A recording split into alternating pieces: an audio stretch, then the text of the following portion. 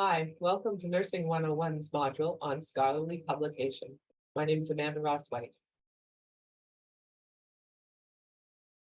Whenever we communicate, whatever our purpose, we have an audience in mind. All these books are about diabetes, and all of them are great quality. But you wouldn't give a 6-year-old newly diagnosed with type 1 diabetes a textbook. And you wouldn't give an endocrinologist, a physician who specializes in diabetes, the Caillou book. For that matter, you wouldn't even give them the practical diabetes care textbook because a specialist who has devoted decades of their career to the topic would probably find that even too broad. But all these books can be found in the Library of Queens because we need textbooks for our future doctors and nurses, and we need kids' books for our future teachers and health educators. What is a book? I mean, it sounds really obvious, doesn't it? But it's not actually as straightforward as you might think. Traditionally, books were something you could hold in your hand. In fact, the first entry in the Oxford English Dictionary is a portable volume consisting of a series of written, printed, or illustrated pages bound together for ease of reading. But a majority of the books we buy at Queen's are electronic books. Are electronic books still books? Are audiobooks books? What makes them books? In that case, the second definition also applies: a written composition long enough to fill one or more such volumes. So a book is something long, or at least longer than a journal article or a website. It has enough pages, either physical or virtual, that you need to bind them together, were you to print them off. Books also have editions. If you want to make changes, you create a new edition. That's not a bad thing, of course, because when you're referring to a specific edition, you can trust that any other person looking at that has the same version you do.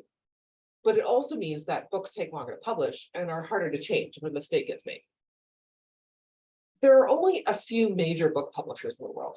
Imprints are the different marketing arms of the publishers that target different audiences. For example, Bertelsmann owns Penguin Random House, which publishes novels you might read for fun. But they also own Bertelsmann Academic, which includes textbooks. Relax Group is the largest publisher, and they mostly publish textbooks, especially in the sciences. They own Elsevier and Evolve and plenty of other names you might be familiar with. So what is a website? I mean, that also sounds obvious, doesn't it? But it actually isn't. Just because you find something using a web browser, whether by searching Google or another tool, doesn't mean it's a website. For starters, as I mentioned, there's electronic books, which you can do online. There are other types of resources found online. Many things are not accessible publicly.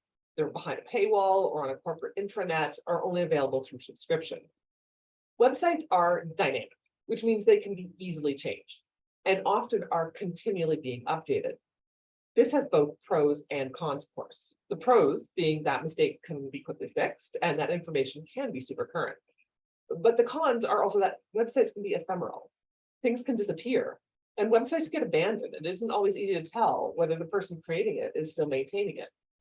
So check out some of these vintage versions of the library website, for example. Wow.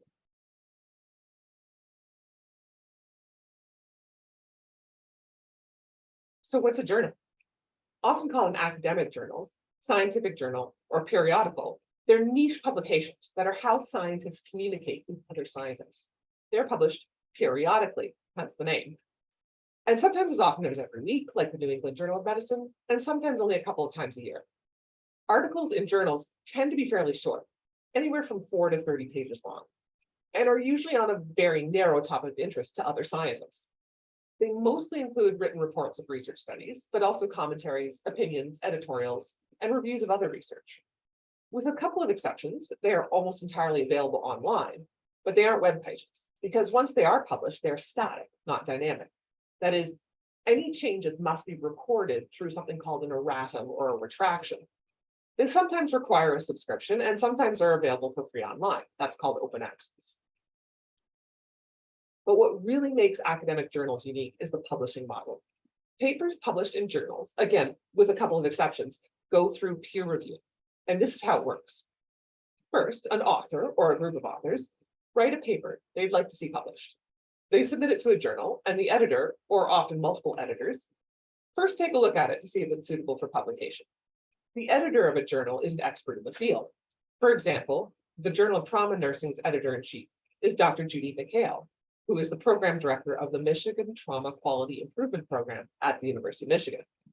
If she decides the paper isn't suitable for the journal, maybe because it's poorly written, or because it's not on topic, or it's just not well done, she'll reject it. If she does think it's suitable, it goes out to 2 or more peer reviewers. These are also experts in the topic, but they may also include statistical experts, experts in research methodologies, or others as needed. It depends on the paper. Peer reviewers are volunteers. The reviewers read the paper and look at the data.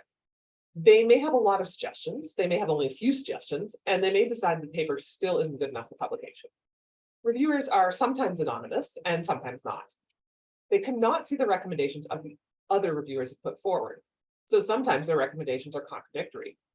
The editor puts it all together, and sometimes even sends out even more people to look at. The author or authors then make the necessary changes and resubmit it. There may be a few rounds of revisions and reviews before the editor is satisfied, and the paper can go ahead. Or not, it can still be rejected at this stage. Here's an example. The Journal of Trauma Nursing. It says right in the title that it's the official publication of the Society of Trauma Nurses. You can also see the name of the publishing company, Wolters Kluwer, in the top right-hand corner. It's been around for 30 years, as you can see from the big shield on the front page of the website, which is why this is volume 30, issue 4. It is published every other month, so 6 issues a year, and this is the 4th issue of their 30th year.